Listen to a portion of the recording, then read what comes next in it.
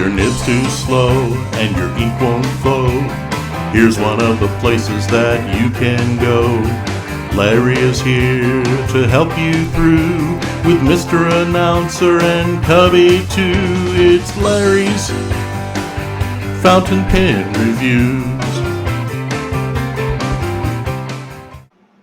Now, Edison's has come out with some new pens, right?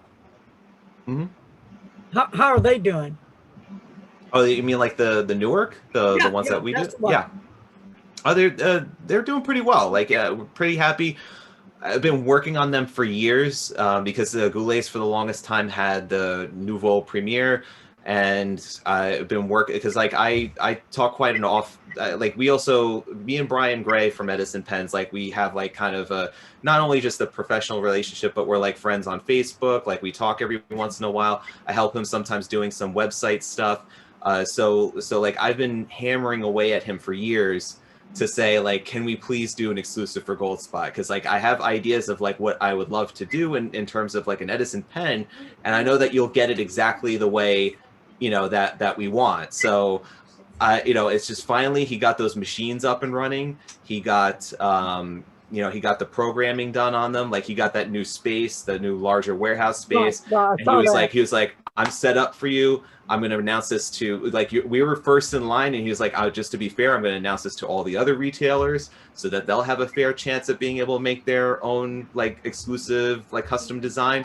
But you're first in line, so we went ahead, we did that, and I've been enjoying myself. Like anytime I get a chance to kind of creatively work with a maker and like produce something that doesn't exist or something that I really like and would want to see exist, it's just really, it's a lot of fun to do that. What is the hardest thing about your job? Oh, it's the hardest thing.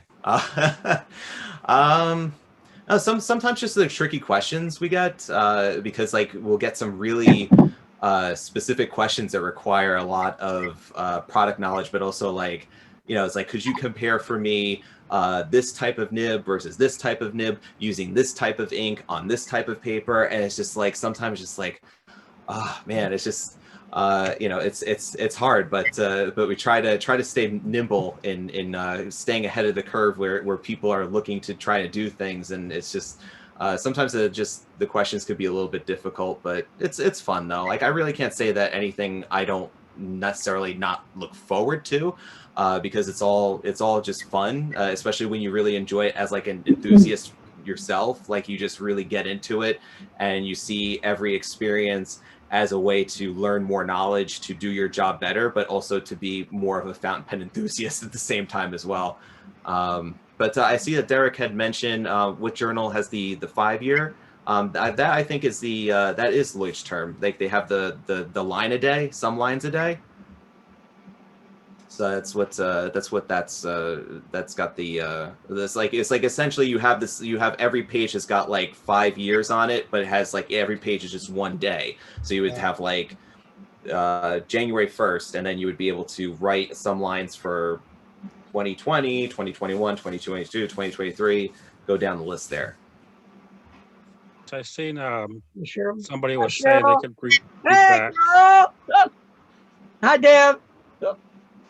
from like 5 years ago. People could see what they wrote, 2 years ago on that day, what happened. And I was trying to figure out which book that was so I can get that. Yeah, that's the which term, some lines a day it's called. But I'm not to dissuade you from going into that. I just know that for myself, if I missed a day, that like even if I was like 2.5 years in, I would probably beat myself up about it to the point that like I couldn't use it again. Yeah. So Tom, what journal do you use? Do you use one? Like I have like 4 or 5 all over the house. I'm like. So I got this is my bullet journal of the year. This is a GLP, the author. I put stickers all over it. That's like kind of my thing now, is I put stickers all over the inside and all sorts of stuff like that. But I started with this, and I was really split about doing this or the Endless Recorder, and I opted to go with the GLP because I really liked the the soft cover, and I liked the color. I like a teal or aquamarine or turquoise type of color, and the Endless Recorder didn't come in that kind of color. But after using this and then using the Endless at the same time, next year I'm going to go with the Endless. And right now for just notes, I just have a Rhodia little reporter style web notepad. So this is kind of like for just jotting down notes, and it's perforated, or perforated, and then I could just remove all the pages and whatnot there. But I also have Endless Recorders downstairs, and like I said, the Colorverse Nebula Premium Note is also a new one that I've been playing around with too. Cool. I have a question. Tom, which inks do you anticipate to be very popular this holiday season? And what ink or inks are your favorites? I think that despite the fact that it was released last year, I think the Diamine, the Blue Collection, which were part of the Ink Advent Calendar or the Inkvent Calendar last year, I think that those are pretty popular. When we had when Goldspot received the first batch of those during the summer, they sold out and it wasn't available for a few weeks, and then got them back in stock, and I think they're selling pretty well right now because they all are named after, they have like names like Holly and Noel, and they have like a whole bunch of great like seasonal type of names. And the ink colors are awesome too, because you have some that have sheen, some that have shimmer, some that shade. So there's a lot of options there. And they come in this really cool 50 milliliter package that kind of looks like a glass like snowflake. So those are a ton of fun. As far as like my own personal favorites, I just have way too many that I have like those shot shell case boxes full of ink samples, and I keep having to increase my number of those shot shell boxes because of the fact that, of course, doing the ink flights every month and adding 7 new samples to it every month, I really can't go through them fast enough to keep up and just drain them all completely without, let's say, just throwing them all on paper. But some of them that yeah, I try to do that, but I just can't keep up with it. But I really do like. I'm just looking through some of the currently inked pages that I got up on here. Okay. So these are ink flights that came out this year. Not the Andorilium one, but I had the Pure Pens. I'd say I'm always a huge fan of any Sailor inks. So the newer Manyo inks, which we did in, I think it was not this month, but last month.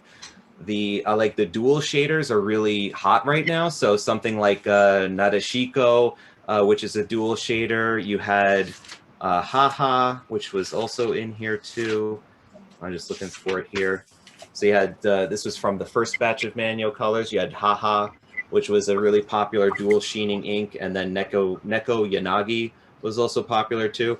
I like those kinds of colors because they're not saturated so much where you can't read them on the page. Like they're saturated just enough to read, and it gives you that wild, like sort of dual color going on at the same time, especially if you use like a wetter nib, a broad nib, stub nib, or like a flex nib. They really look nice on there. So those are kind of like the hot ones I enjoy right now, but I could always go for like a nice sheening ink, something that lightly sheens, not like the heavy super sheen or like a Walden or Nitrogen, something like that. Okay, I believe Michael had a question next. You'll need to unmute, Michael. I forgot I had muted. I have a question about inks. I follow you and many other YouTube and blogs and so on. So I'm aware of most of the inks as they come out. It seems as if there are constantly new ink manufacturers I hadn't heard of before. It must be a real challenge keeping up and deciding what to put forward each month when you do your ink flight. It's a lot of fun. It's difficult, but the great thing is that new people do end up showing up.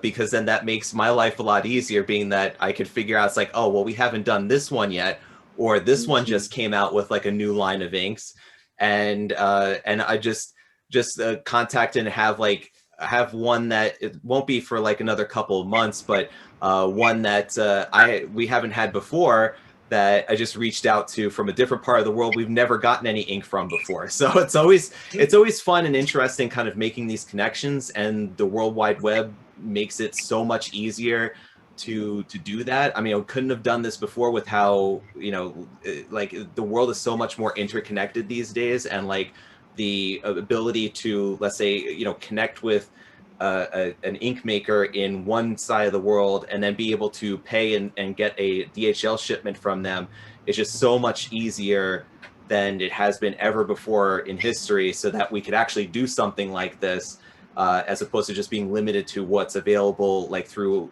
a major distributor that imports them. So we're just getting them from everywhere possible. Okay, Derek. Any idea where there seem to be so many from Australia? Yeah, I know. Australia, you'd be surprised. I think like Australia, besides United States and Japan and Europe, is like one of the hot spots for writing. I honestly, I think so. It's like they're right there. I mean, like probably I would say, you know, in terms of like writing markets, I think that probably Japan and the United States compete for #1, and you have Europe. And then I think Australia would probably be like, you know, right there with them, or like right underneath them. Oh, yeah. Thank you. Welcome, Darlene. Derek, did we get your question answered about the 5-year journal? Yes, we got it. Okay, I think, Tony, did you have a question next? Yeah, I was just going to ask Tom, since obviously, how long has Goldspot been in business? How long have you been running the company, and how long have you guys been? And the reason I'm asking is I've been in fountain pens for the last about coming 4.5 years, and I went from 1 to 150 plus. I mean, I went right quick down the hole, and so the point, my question to you is this: in the last 4 years, have you seen trends for the sales of fountain pens slowly increase? Have they been going up as it kind of leveled out? I mean, it seems like I'm running into more and more people that actually know what a fountain pen is, that much less use them. Yes, so Goldspot officially started in 1999, and it wasn't started by me. I don't, you know, I'm just the marketing manager for all their digital, you know, and also analog, because we also help produce the catalog too, the print magazine. But I started with them in 2007. And, you know, by then we had our own website. It was a custom shopping cart, so it wasn't on Shopify like it is now. And they did also have on eBay as well, a storefront there. But like I'm sorry if I'm missing part of the question that you had said, but like in terms of like the overall like trajectory of fountain pens, I think really turned and started to ramp up, ironically, as social media really started to take off, and like the digital, you know, the mobile revolution, I think helped tremendously with being able to connect like-minded individuals to like say that it's like, well, fountain pens are still around. Fountain pens are a great thing to use, and here's all the information that you possibly could need to really enjoy them and to understand how to use them, how to care for them, little tips and tricks and little troubleshooting things. So, you know, like even though like you would think that the mobile phone and like the computer would have been like the end, it was just the kill spot for fountain pens, that it helped like keep it alive. And the more that content that, like, let's say people like Goulet or Anderson or ourselves like kept producing to help, and then also folks like Larry and Matt Armstrong and SBRE Brown, and so you have like such a, you know, big force on there online to really keep this going and to keep the education going, and to be an inclusive environment where people could enjoy and learn about this writing instrument that really does deliver what it promises, which is an intimate experience in being able to capture your thoughts and express yourself. And you really don't have that these days with a lot of the other tools that are available to us. Like any of the digital tools that are available are just almost distraction machines at this point. They don't really help you think deeply and help you explore your imagination and really, be able to create that peace, that inner peace too. But like fountain pens do that, and they do that for a lot of people. And then once you see it happen, you're hooked. That's it. Yeah, Forget it. It forces you to slow down. Let's face it, you're not going to write as fast as you can type, and it forces your mind to engage, and your soul and your heart, the whole thing. It really has, it's made a huge difference in my life in the last 4 years. So that's awesome. Yeah, I mean, and it's not going to distract you with like all of a sudden it's a notification's going to go off while you're writing with your pen, and tell you, oh, somebody's calling. I have a question from Ben about the Hobonichi. Did we get that covered?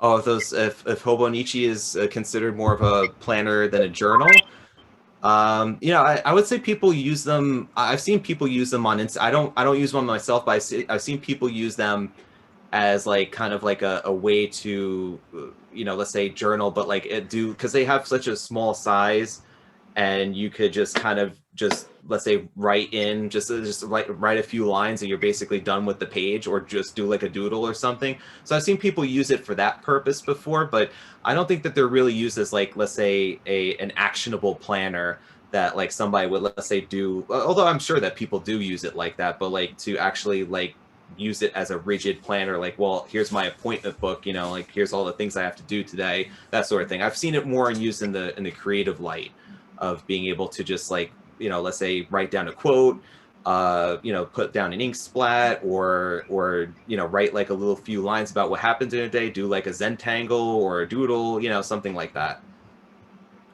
Hey, Cheryl, did you have a question? You know what? I did. I use the Hobonichi too, but and I use it for not really a planner, but I was gonna ask, has anyone found like, and I would say planner piece, but like ink and fountain pen piece, is there such a thing, or are you always chasing like the next perfect ink? Because I've been chasing a perfect red for years. So I've kind of like mixing my own a little bit. But like one of my first ink flights that I got had the Tasha inks in it, and that red. So, it's like I've amassed quite a collection of inks and pens in getting the subscription over the years. So I was just wondering, has anyone like found like, oh, I finally found that, whatever they were looking for? Well, thank you first, Cheryl.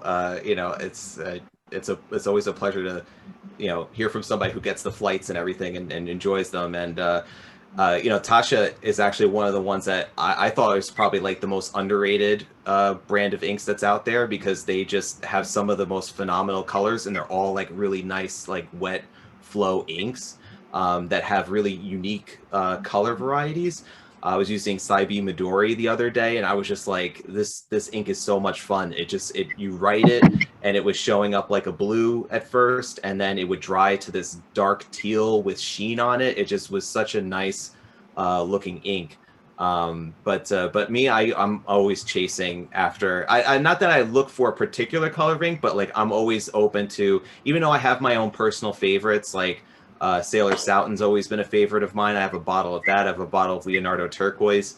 I have Lamy Dark Lilac, of course, but like I won't be looking for any particular inks, but like I'll always be exposing myself to all sorts of new colors coming in.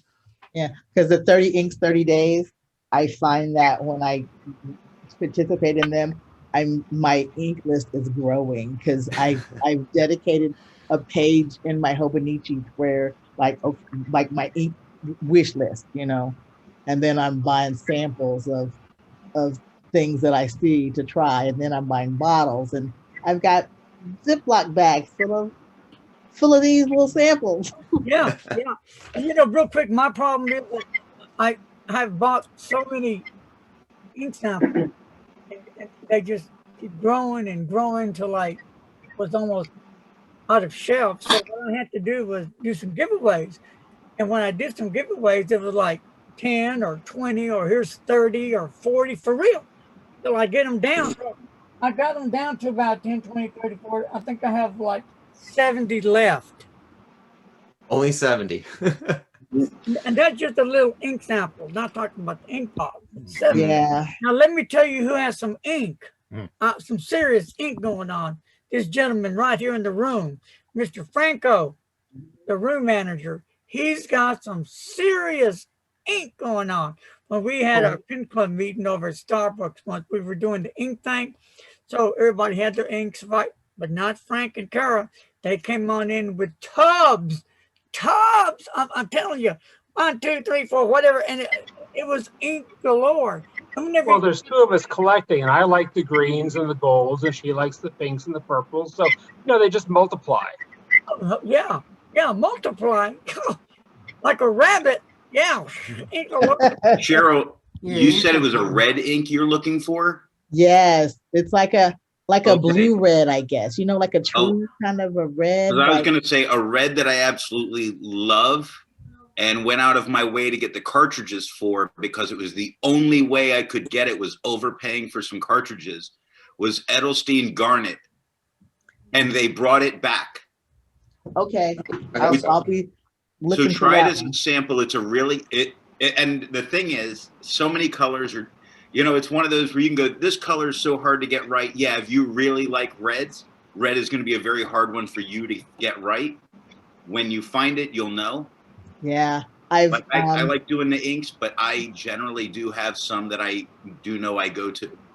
Yeah, because and I forget because a friend of mine, she's like, oh, you should try this one. So people, a lot of my friends send me red samples and I'm trying them, but I've been mixing like a little bit of gold, like because I got the ink vent from Diamine. I love Diamine ink.